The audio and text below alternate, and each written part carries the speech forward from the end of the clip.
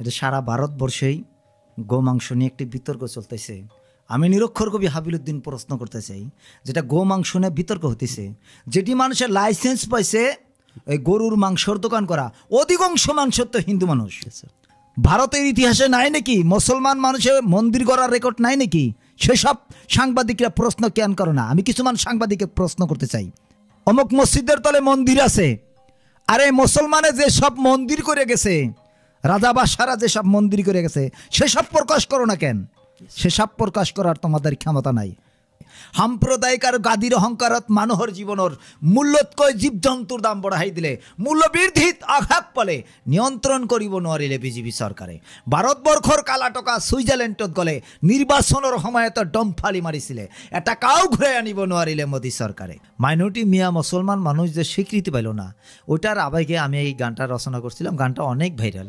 আজি রকমিয়া নিজকে ঠকিবা, আজি রকমিয়া নিজকে ঠকিবা, অসম দেখন ভাগ ভাগ করি, হিন্দুকে কলা শরণার্থী, মুসলিমে খজালা বিদেখি।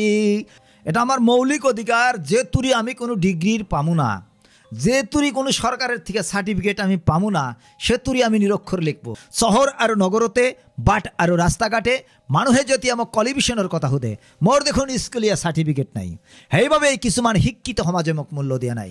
মই এজন যাৰ সন্তান, মোর মাতৃ আর পিতৃ পরিচয় নাই, সেইভাবেই এই সমাজখনে মোক মূল্য দিয়া নাই। আকাশ আর পাতালতে, গোটেই বিশ্বর দেশখনতে মোর এজন শিক্ষাগুরু নাই, সৃষ্টিকর্তার বাহিরে মোর আর কোনো বিকল্প নাই। মই এজন যার সন্তান, মোর মাতৃ আর পিতৃ পরিচয় নাই, সেইভাবেই এই সমাজখনে মোক মূল্য দিয়া নাই। শৃঙ্খল চলিয়া সে শিক্ষিত হতে পারে, কিন্তু আমি নিরক্ষর কবি হাবিলুদ্দিন তাকে গুরুত্ব দিই না, কারণ সে একটা চান্দা তোলা মানুষ, আর চান্দা তোলার হাতে নিরক্ষর কবির হাবিলুদ্দিনের কোনো ওটার কোনো অ্যান্সারই নেই আমার। সত্যরঞ্জন বরার কি করছেন?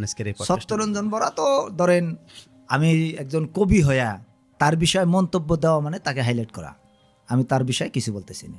কামালউদ্দিন আজারি স্যার, সেটা একটা জাতির গাদ্দার বিলা বলা যায়। সে শিক্ষিত হতে পারে, আমি তার শিক্ষিতর কোনো ভ্যালু দিই না। হাই এভরিওয়ান, আজকে আনুগ্রমা যা পড়াইলাম নতুন একটা এপিসোড নিয়ে মিস্টার এক্সম্যান শোর। আজকের এই স্পেশাল গেস্ট হয়েছে নিরক্ষর কবি হাবিলুদ্দিন। স্যার ভালো আছেন? আল্লাহ রাখছে বলো। স্যার আপনি মিস্টার এক্সম্যান শো তাই আপনার কেমন লাগতেছে? ভালো লাগছে, যেখানে সমাদর আপনারা করছেন তার জন্য আমি নিরক্ষর কবি হাবিলুদ্দিন অন্তরস্থলের থেকে আন্তরিক অভিনন্দন জ্ঞাপন করছি। স্যার আজকে আন্নের নাকি আমরা কিছু বস্তু ডিসকাস করব। আন্নের যিনি কয়টা কিতাব লিখছেন? আমার প্রথম কিতাবের নাম হলো কার পাশে দাঁড়াই, দ্বিতীয় কিতাবের নাম হলো সমাধানকোত, আর তৃতীয় কিতাবের নাম হলো শ্রদ্ধাঞ্জলি। আরও 3টা কিতাব আমার রেডি হয়ে আছে, অর্থর অভাবে আমি সেই কিতাবগুলো প্রকাশ করতে পারতেছি না, সেটা আমি নামও নির্ধারিত করছি। একটি হলো হিন্দিতে হাতিয়ার নিহি কলম উঠাও, আর একটা অ্যাসামিসে সেটা হলো আমি মৃত্যুর আগ লইকে জুজিম, আর একটা হলো জীবন একটা কাঠগড়া। স্যার আন্নের নাম হলো নিরক্ষর কবি হাবিলুদ্দিন। আন্নে স্কুল কলেজে পড়েন নাই, কিন্তু এই কবিতা লেখার আইডিয়া বা হয়তো মানে একটা যেটা আগ্রহ উদ্দীপনা কোন থেকে পেলেন স্যার? এগুলো তো জীবনের বহুত হিস্টোরি থাকে, মানুষ জীবনের বহুত হিস্টোরি থাকে। যেমন আমি একদিন অগাধ পয়সার মালিক আছিলাম, কারণবশত আমার 2বার করে দোকানটা পুড়ে গেল গা। কারণবশত আমি পেটের তাড়নায় বিদেশে যাওয়া লাগলো, অনেক জায়গায় আমি কাজ করতে গেছি। কিন্তু আমি যখন 3 শহরে আমি নিরুপায় যখন রিক্সা চালায় একটা সবজির দোকান করছিলাম থার্মাল গেটের সম্মুখে, তখন আমাকে বাংলাদেশি হিসাবে আসামের কিছু উদণ্ড যুবক ছেলেরা আর্মি সিআরপির দ্বারাই আমাকে অ্যারেস্ট করাইছিল। আর অ্যারেস্ট করানোর পরেই আমি আপনার 3 সদর থানায় রাত্রির 12টায় আমার জীবনের আমি একটা ফাঁস গীত রচনা করি। তখন থেকেই আমার এই কবিতা বা গীতের মধ্যে আমার একটা প্রেরণা এলো। কবি কিন্তু আমি হয়েছিলাম না, কবি আমাকে আসামের মানুষে বানাইলো। এই যে কইলেন স্যার, কিছুমান উদণ্ড যুবকে আনের বাংলাদেশি কয়, আনে হিন্দি কয়, আর না দেখে যে তুচ্ছতাচ্ছিল্য করে, স্যার এটার বিষয়ে আপনি কী করছেন? আমি অরুণাচল যাইতে গেলা, ধওলাঘাটে যখন আমি পার হইলাম, তখন আর্মিতে আমাকে প্রশ্ন করলো যে আপকা যা রাহা হ্যাঁ। তখন তো আমি হিন্দি বলতে পারি না। হিন্দি না বলার কারণে আমাকে আর্মিতে আপনার বন্দুকের ঘাড়া দিয়ে যখন পাকনার মধ্যে একটু মাইরে দিল, তখন আমার পাশে একজন মামাতো ভাইয়া ছিল, সে এসে বলল যে হিন্দি ভাষা বলতে পারে না, আপনি ওনাকে মারবেন না। হ্যাঁ, তারপরে আর্মিতে মারা বন্ধ করে দিল, যার জন্যে আমি মনের হিটে বর্তমানে আমি এখন হিন্দিতেও একজন লেখক। বঢ়িয়া স্যার, ভাল লাগছে স্যার। তিনিচুকীয়া থানাত আনের ওই দিন রাইতে কি হয়েছিল স্যার? অল্প কাহিনীটা। ওই দিনকে রাত্রে তার মানে যখন তিনশিকা আমি সবজির দোকানে আসছিলাম, সবজির দোকানে থেকে তখন আর্মি সিআরপিতে যায়, আমাকে অ্যারেস্ট করলো যে আপনি দোকান বন্ধ করা লাগে, আপনি থানায় যা লাগে। তখন আমি কোশ্চেন করছিলাম যে কী হিরণিকে যা লাগে, তখন আর কোশ্চেনের অ্যান্সার তারা দিল না, আর আমাকে মাত্র 2 মিনিট টাইম দিছিল। 2 মিনিট টাইমের ভিতরে খালি আমি দোকানটাই বন্ধ করছিলাম, রুমের থেকে আর আমাকে কাগজপাতি আনবার সময় দিছিল না। সারাটা রাত তিনশিকা সদর থানায় বেরান্সির মধ্যে বসা রাখছিল, একটা মুসুরিও কিন্তু আমাকে দিছিল না, কোনো প্রশ্নও করা হয়েছিল না। কিন্তু সকাল 10টা বাজায় শকাত আলী কেরা একটা চেংরা, সে এখন জীবিত আছে না মৃত্যু হয়েছে আমি বলতে পারি না। আমি আপনার এই পোস্টকাস্টে এসে আজকেও তাকে ধন্যবাদ জানাইছি যে সে আমাকে 10টা বাজায় জামিনে নিয়েছিল। আচ্ছা, কিছুদিন আগে যে এই যে একটা মানে স্লোগানের চাল যে মিয়া হাটাও, আর তখন হেমন্ত বিশ্ব শর্মায় কইছিল একটা কথা যে উজনি আসামে যদি মিয়া মানুষ আহে তা করে আমি নিরাপত্তা দিবার পারম না।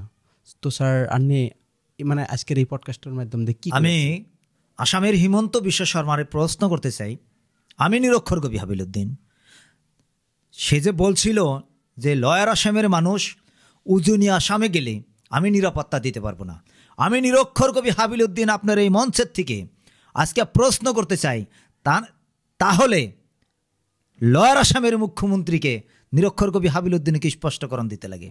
আর কিছুমান সাংবাদিক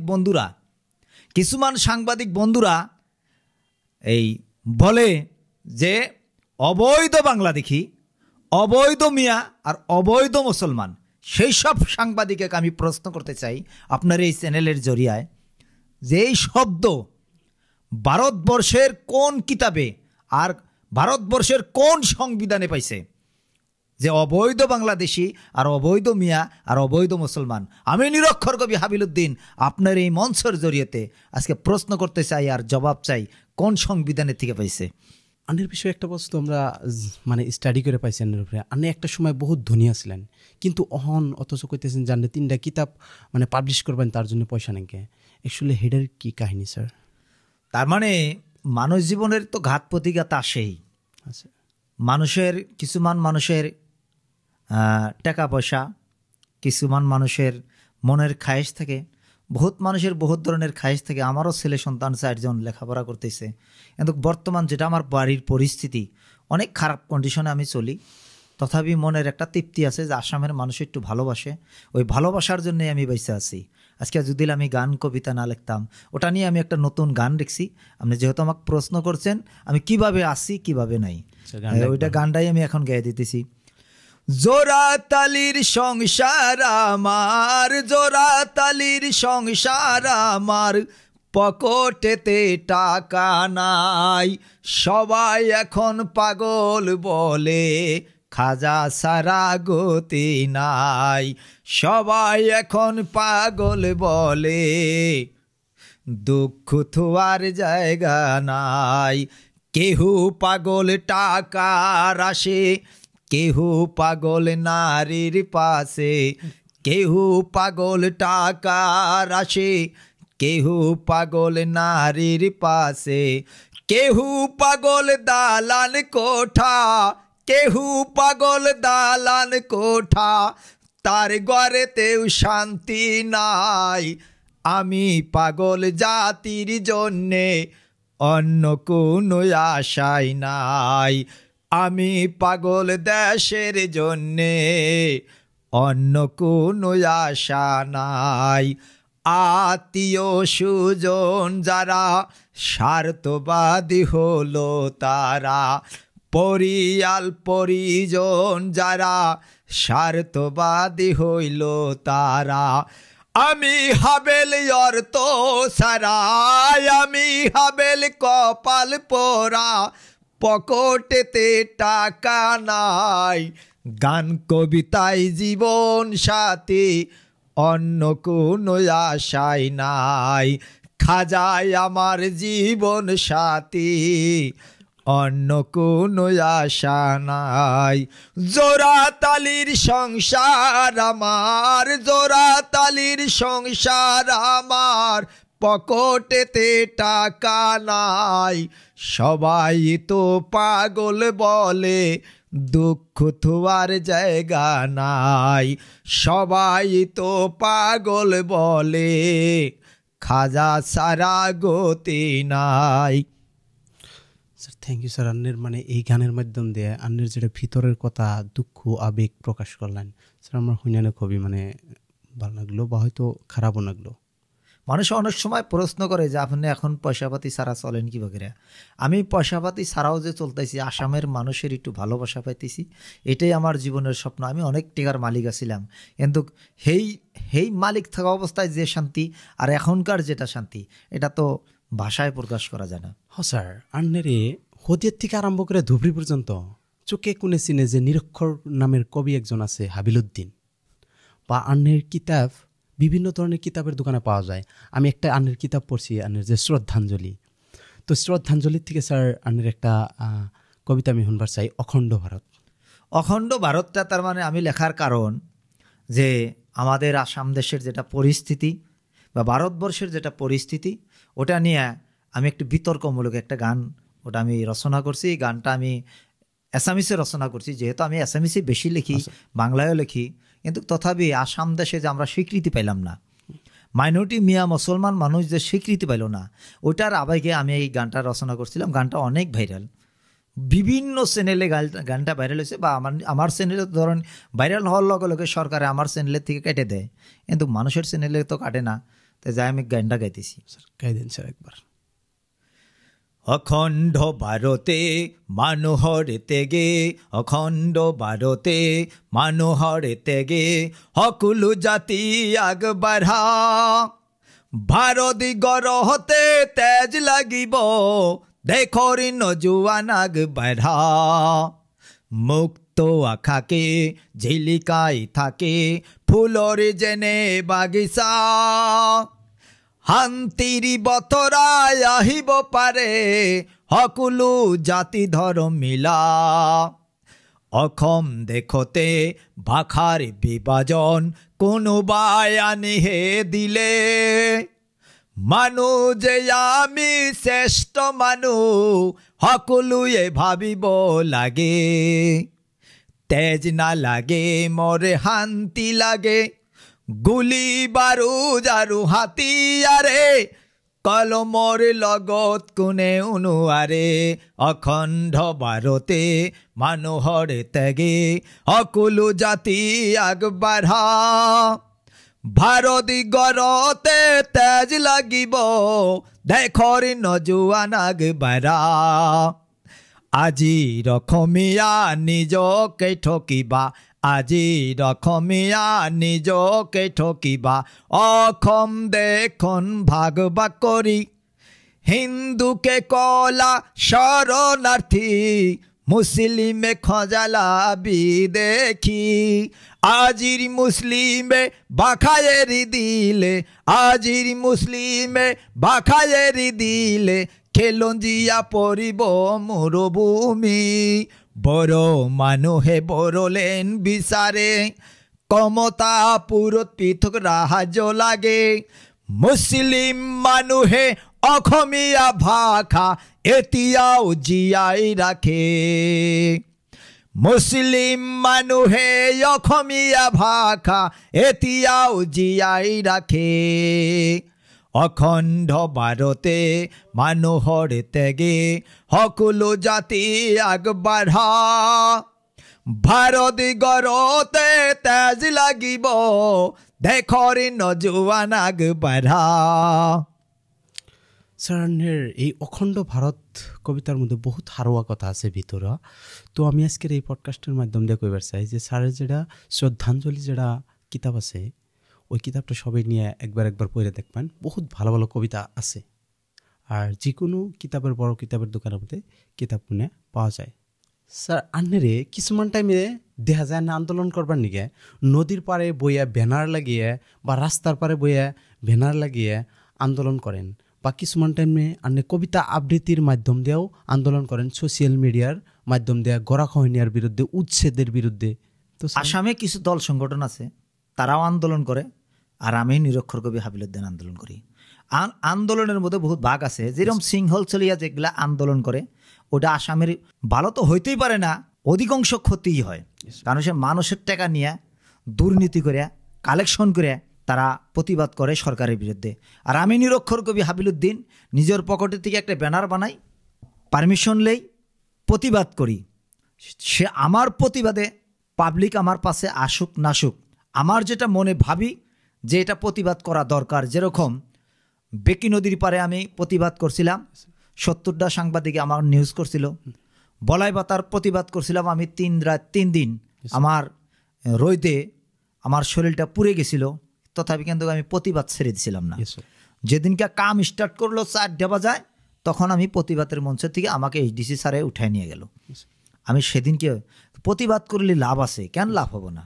আপনারা ভাবতে পারেন যে নিরক্ষর কবি হাবিলুদ্দিন একলাই প্রতিবাদ করে, কিন্তু একলা তো সওকা বরাবর, একলা সওকা বরাবর। কিন্তু স্যার আন্নের পিছনে অনেক রাইজ আছে, আর সেই জন্যই আজকে আপনি যে কোনো প্রতিবাদ করছেন কিন্তু ভালোই। আমি রাইজের সাপোর্ট পাইছি, অনেক রাইজের সাপোর্ট পাইছি। কারণ আমি একলা মানুষ, সাধারণ একজন নিরক্ষর মানুষ, যখন আমি চর্চাপুরিতে বসে যাই, হাজার হাজার সাংবাদিকে নিউজ করে, এটা আমার জন্য আমার ভালো লাগে যে আমি জাতির নিগা কীভাবে একটা করতে পারছি। স্যার আপনার এই যে পরিচয় নিরক্ষর কবি হাবিলুদ্দিন, আজকে আসামের চোখে কোণে জানে, কেমন করে এটা বিস্তারিত হলো, মানে সবের মাঝে গেল? নিরক্ষর কবি শব্দটা নিয়ে বিরাট বিতর্ক চলছে, অনেক স্কুল কলেজে এটা নিয়ে বিতর্ক চলছে, অনেক লেখক আমাকে বিতর্ক করছে, কিন্তু এটা আমার মৌলিক অধিকার, এটা আমার মৌলিক অধিকার। যে তুরি আমি কোনো ডিগ্রির পামু না, যে তুরি কোনো সরকারের থেকে সার্টিফিকেট আমি পামু না, সে তুরি আমি নিরক্ষর লিখবো, কারণ আছে এটা আমার মৌলিক অধিকার। এই আসাম তথা ভারতবর্ষে কেই তো আর বলতে পারবো যে নিরক্ষর কবি হাবিলুদ্দিনকে একটা শব্দ শিখাইছি, এই শব্দটা তো কেই দাবি করতে পারবো না। যার জন্যও আমি একটা কবিতা একটা লিখছি, কবিতাটা অল্প ক্রিটিক্যাল কবিতাটা লিখছি যে আমি একজন জারস সন্তান, আমি এসামিসে লিখছি কবিতাটা। মই এজন জারস সন্তান, মোর মাতৃ আর পিতৃ পরিচয় নাই, সেইভাবে এই সমাজখনে মোক মূল্য দিয়া নাই। মই জীয়াই থাকিব বিচাৰোঁ, কিছুমান সময়ত বাগৰি পৰি গভীৰ সাগৰৰ তলত যাই মই লুকাই থাকোঁ, এই নালা নৰ্দমাৰ পানী বৰেই মোক জাগাই তোলে। মই উশাহ ল'ব বিচাৰোঁ, মই এজন জাৰস সন্তান, মোৰ মাতৃ আৰু পিতৃ পৰিচয় নাই, সেইবাবেই এই সমাজখনে মোক মূল্য দিয়া নাই। চহৰ আৰু নগৰতে, বাট আৰু ৰাস্তা ঘাটে মানুহে যেতিয়া মোক কোৱালিফিকেশ্যনৰ কথা সোধে, মোৰ দেখোন স্কুলীয়া চাৰ্টিফিকেট নাই, সেইবাবেই কিছুমান শিক্ষিত সমাজে মোক মূল্য দিয়া নাই। মই এজন জাৰস সন্তান, মোৰ মাতৃ আৰু পিতৃ পৰিচয় নাই, সেইবাবেই এই সমাজখনে মোক মূল্য দিয়া নাই। আকাশ আৰু পাতালতে, গোটেই বিশ্বৰ দেশখনতে মোৰ এজন শিক্ষাগুৰু নাই, সৃষ্টিকৰ্তাৰ বাহিৰে মোৰ আৰু কোনো বিকল্প নাই। মই এজন জাৰস সন্তান, মোৰ মাতৃ আৰু পিতৃ পৰিচয় নাই, সেইবাবেই এই সমাজখনে মোক মূল্য দিয়া নাই। গায়ক আৰু নাট্যকাৰ হ'লে টকা কিছু অৰ্জন কৰিব পাৰে, মোৰ দৰে নিৰক্ষৰ কবিৰ সেই সুবিধা নাই। মই এজন জাৰস সন্তান, মোৰ মাতৃ আৰু পিতৃ পৰিচয় নাই, সেইবাবে এই সমাজখনে মোক মূল্য দিয়া নাই। স্যার আন্নের আমি কিছুদিন আগে আন্নের সোশ্যাল মিডিয়ার মাধ্যম দিয়ে একটা বস্তু আমি পাইছিলাম যে আন্নের এই কলকাতা সরকার থেকে আন্নের একটা অ্যাওয়ার্ড দিছে। তো স্যার এটা নিয়ে কী করছেন, বা হয়তো আন্নের কেমন করে এই অ্যাওয়ার্ডটা পেলেন, বা আন্নের কেমন করে? তার মানে কলকাতা সরকারে রবীন্দ্র ভবনে যে আমাকে ডাকছিল একটি গান, তার মানে আমার সোশ্যাল মিডিয়ায় একটা চ্যানেলে আমি বেকির পারে দলঙের পারে গানটা গাইছিলাম, ওই গানটা ভাইরাল হয়েছিল। ওই গানটা ভাইরাল হওয়ার পরে তারা আমাকে ইনভাইট করলো, তাই আমি সেখানে গানটা গাইছিলাম। গানটা গাই দিন স্যার একবার। ও কানাই রে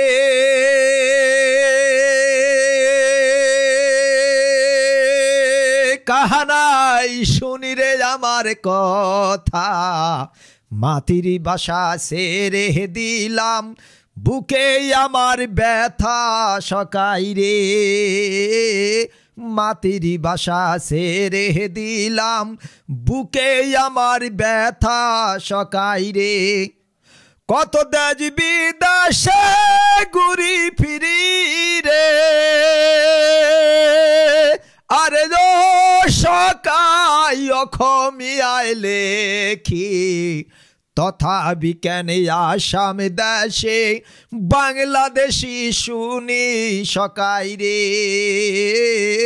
তথাপি কেন আসাম দেশে বাংলাদেশি শুনি সকাই রে। ওরে জোর জঙ্গল আর পাহাড় পর্বত রে, আরে ও সকাই হায় রে নদী নালা, বর্মপুত্র বাহিঙ্গা হানিয়া আমার বিষম জ্বালা সকাই রে। বেকি নদী দি ভাঙ্গা হানিয়া আমার বিষম জ্বালা সকাই রে। ছেলে সন্তান লয়ে আমি রে, আরে ও সকাই ইটার বাটায় থাকি। 6 মাস পরে টাকা পাইলে দেশে ফিরে আসি সকাই রে। 6 মাস পরে টাকা পাইলে দেশে ফিরে আসি সকাই রে। ওরে এমএলএ বলো এমপি বলো রে, আরে ও সকাই সবাই স্বার্থবাদী। আগে করো লেখা পড়া হবে জীবন সাথী সকাই রে। আগে কইরো লেখা পড়া হবে জীবন সাথী সকাই রে। ও সকাই রে,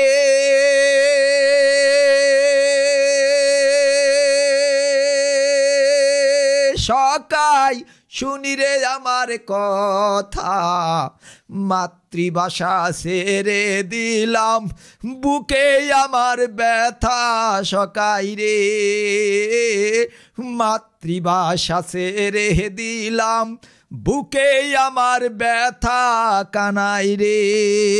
বলে স্যার খুবই ভালো লাগলো আপনার এই গীতটা ভাইরাল হয়েছিল। আর এই গীতের পিছনে রহস্য আছে বা হয়তো সারাংশ। রহস্য মানে কি, আসাম দেশের আমাদের মাইনরিটি মিয়া মুসলমানগুনা যখন ভারত স্বাধীন হওয়ার আগে তারা জোর জঙ্গল পাহাড় পর্বত নদী নালা এইসব সাফা করিয়া এই আসাম দেশটাকে তারা উন্নত করছিল। আজকে সেই দেশে সেই জাতি যখন ডিমেরেট হয়, আমি নিরক্ষর কবি হাবিলুদ্দিন তো আর চুপ করে থাকতে পারি। বিভিন্ন জায়গায় লাঞ্ছিত বঞ্চিত হয়, বিভিন্ন জায়গায় লাঞ্ছিত বঞ্চিত হয়। আর আসামের মুখ্যমন্ত্রী তো যেটা কত সময় যেটা ভাষা বলে, আমি তো বলি যে সে শিক্ষিত হয়েছে ঠিক, কিন্তু শিক্ষিতর যেটা কোয়ালিটি সেই কোয়ালিটি মেনটেন করতে পারে না। আসাম তথা ভারতবর্ষে আসামের সাহিত্য সভার থেকে এখন তুই ক্লিয়ার কাট দিতে পারে নাই যে কোনটা জাতি আসামে অরিজিনাল খিলঞ্জিয়া সংখ্যা বাহির করতে পারে নাই। সে আসামের মুখ্যমন্ত্রী কীভাবে বের করবে? আসামের সাহিত্য সভায় সংখ্যা বাহির করতে পারে নাই যে আসামে অরিজিনাল খিলঞ্জিয়া কোন জাতি, এবার তুই ক্লিয়ার দিতে পারে নাই। আসামের মানুষে ভাবছে কি লাস্টে যাহেরা অসমীয়া ভাষার স্বীকৃতি যাহেরা আসামের মুসলমান মাইনরিটি মানুষে পড়বো, কারণ অসমীয়া তো শেষ হয়ে গেছে। কারণ বড়োরা বড়ো লাইন বড়ো ভাষা দাবি করছে, বাঙালিরা বাঙালি ভাষা দাবি করতেছে। সব জাতিতে বিভিন্ন কার্বি সার্বি সব মানুষে বিভিন্ন বিভিন্ন নিজের এই কালচারকে ধরে রাখবার চেষ্টা করতেছে। একমাত্র আসামে একটা জাতি, যে জাতিটা আসামে অসমীয়া ভাষার জন্যে তারা আন্দোলন করতেছে, সেটা হলো একদম মাইনরিটি মুসলমান মানুষ, মিয়া মুসলমান। স্যার ভাষা আন্দোলনের কিন্তু শহীদ হওয়াও কিন্তু বহুত মুসলমান মানুষ আছে দেখা যায়, কিন্তু তারপরেও আঙ্গরে অসমীয়া হিসাবে স্বীকৃতি কোনো কোনো জায়গায় যে কিছুমান জায়গায় লাঞ্ছিত করে, আঙ্গরে কিছুমান জায়গায় যে বঞ্চিত করতেছে দেখা যায়। আমি তো ভাবতেছি যে আসামের মুখ্যমন্ত্রী তো যে নিরক্ষর কবি হাবিলুদ্দিন তার বা মাইনরিটি মুসলমান মানুষের সার্টিফিকেট দেওয়া লাগবো না? ভারতের সংবিধানে সার্টিফিকেট দিছে, আধার কার্ড আছে, পান কার্ড আছে, বাপদাদার এই ভারতবর্ষের সব কিছু ডকুমেন্ট আছে। আসামের মুখ্যমন্ত্রী সার্টিফিকেট দিবারই কি না দিবারই কি? সে 5 বছর ইলেকশন খেলবে, 5 বছর মুখ্যমন্ত্রীর গাদিতে আছে, 5 বছর পরে তোমরা মানুষের গদির থেকে নামায় দিবে, তখন চিন্তা করতে পারবে। ওটা নিয়েও আমি কবিতা লিখছি সরকারের বিরুদ্ধে। হায় সরকার, অসম দেশখন কোনোবাই খণ্ড বিখণ্ডিত কৰিব বিচাৰে। সাৱধান হোৱা নৰাদম সকল পৃথিৱীতে এতিয়াও দেশ প্ৰেমিক মানুহ জীয়াই আছে। সাম্প্ৰদায়িক আৰু গাদীৰ অহংকাৰত মানুহৰ জীৱনৰ মূল্যতকৈ জীৱ জন্তুৰ দাম বঢ়াই দিলে, মূল্য বৃদ্ধিত আঘাত পালে নিয়ন্ত্ৰণ কৰিব নোৱাৰিলে বিজেপি চৰকাৰে। ভাৰতবৰ্ষৰ কালা টকা ছুইজাৰলেণ্ডত গ'লে নিৰ্বাচনৰ সময়ত ডমফালি মাৰিছিলে, এটা কাও ঘূৰাই আনিব নোৱাৰিলে মোদী চৰকাৰে। সন্মুখত আকৌ আহিব নিৰ্বাচন, লেখক লেখিকাই হাতত তুলি ল'ব কলম, ভাঙি চিঙি চুৰমাৰ কৰি দিব ৰাজনীতিৰ বাতাবৰণ। মই শিলাবৰখনৰ পানী নহওঁ, মোক কোনোবাই বাংলাদেশী ক'লেই মই দুৰ্বল হৈ যাম। অসম দেশৰ কাৰণে তেজ দি হ'লেও মই আগবাঢ়ি যাম, তেজ দি হ'লেও মই আগবাঢ়ি যাম। কোনোবাৰ চাৰ্টিফিকেট, আসামের কের সার্টিফিকেট নিরক্ষর কবি হাবিলুদ্দিনের লাগে না। আচ্ছা স্যার, আনে এই যে শৃঙ্খল চলি হয় মিয়া হাটাও উজনি আসাম মানে মিয়া শূন্য করে দাও, আনে স্যার আজকের এই পডকাস্টের মাধ্যম দিয়ে কী করবেন স্যার?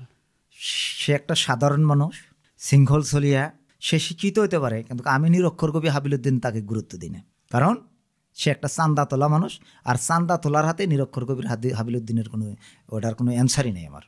সত্যরঞ্জন বরারে কী করবেন আজকের এই? সত্যরঞ্জন বরা তো ধরেন আমি একজন কবি হইয়া তার বিষয়ে মন্তব্য দেওয়া মানে তাকে হাইলাইট করা, আমি তার বিষয়ে কিছু বলতেছি না।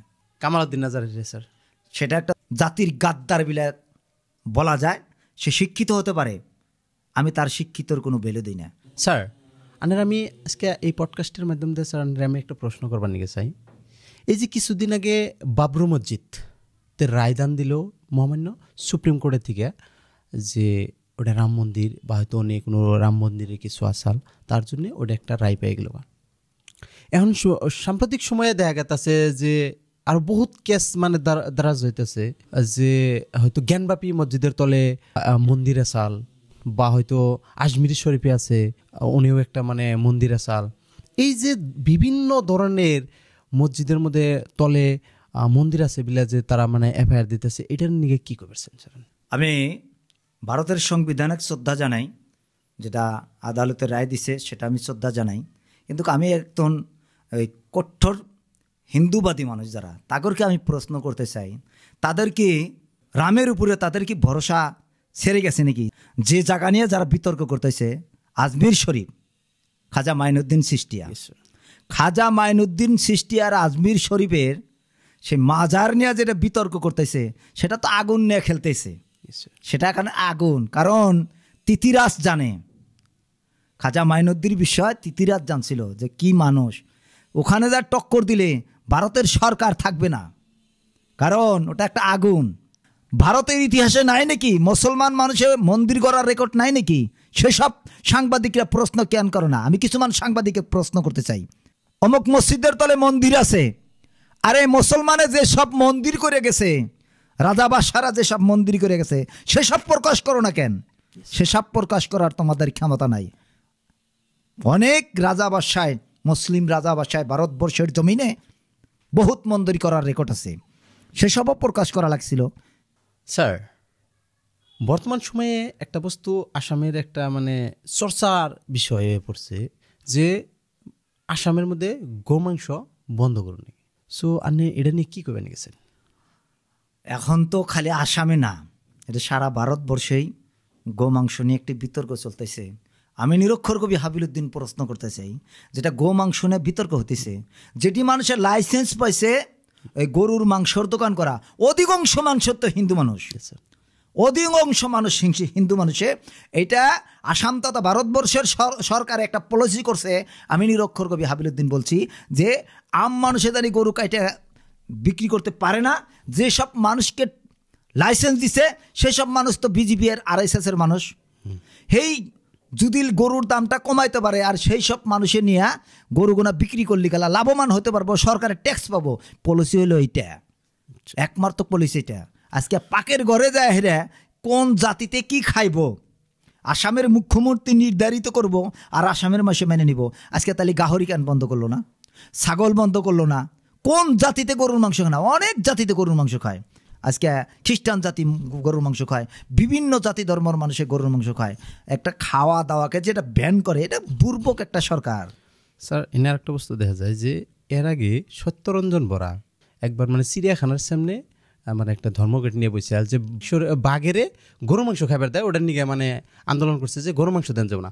অন বাঘে কি খাইবো, গরু মাংস খাইবো না ছাগলের মাংস খাইবো হাবির মধ্যে?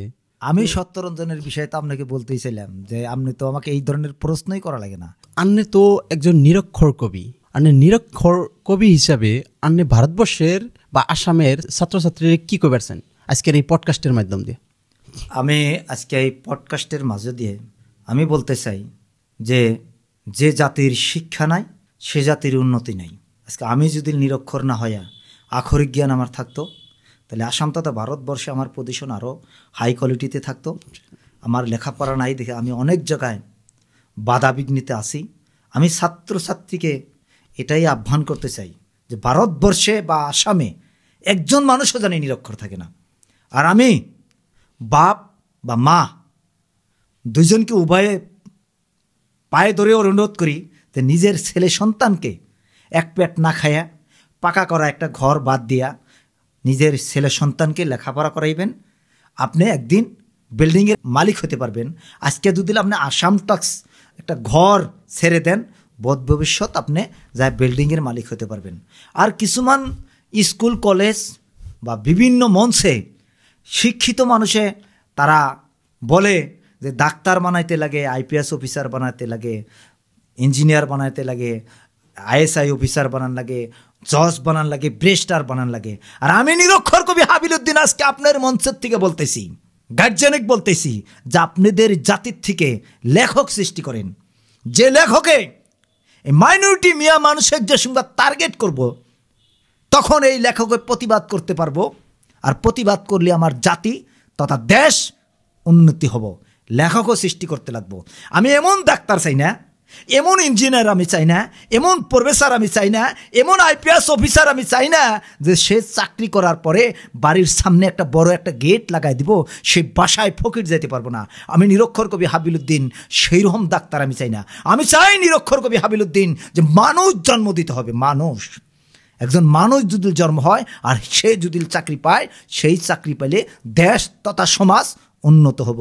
ভালো মানুষ জন্ম দেওয়া লাগবো, ভালো ছেলে সন্তান জন্ম দেওয়া লাগবো। ভালো ছেলে সন্তান যখন জন্ম দিবে, তখন সেই ছেলে সন্তান যখন চাকরি করবে, সমাজের উন্নতি হব। একটা লেখক যদি ভালো সৃষ্টি হতে পারে, আমানটা দেশকে উন্নতি করতে পারবো। লেখকও সৃষ্টি করার দরকার আছে। আমাদের জজ ব্রেস্টার হওয়ার দরকার আছে। খালি আমি দেখতেছি মাইনরিটি মিয়া মুসলমানের একটাই টার্গেট, ডাক্তার বানাইতে লাগে, ডাক্তার বানাইতে লাগে। আমি নিরক্ষর কবি হাবিলুদ্দিন বলতেছি এমন ডাক্তার আমার লাগে না যে ডাক্তারে কষায়ের কাম করে। শ্রেষ্ঠ ডাক্তার হওয়া লাগবো, যে ডাক্তারের দ্বারাই গরিব জনতায় উপকার হবে। আমি এই ধরনের ডাক্তার তালাশ করতেছি। স্যার, আপনি এই পডকাস্টে আইনিয়া আনের এত মূল্যবান সময় মিস্টার এক্সম্যানরে দেওয়ার জন্য thank you so much. Thank you. তো সবাইরে আমি আজকের এই পডকাস্টের মাধ্যমে দেখো চাই আঙ্গরে এই ভিডিওটা লাইক অ্যান্ড শেয়ার করবেন বলে আশা রাখলাম।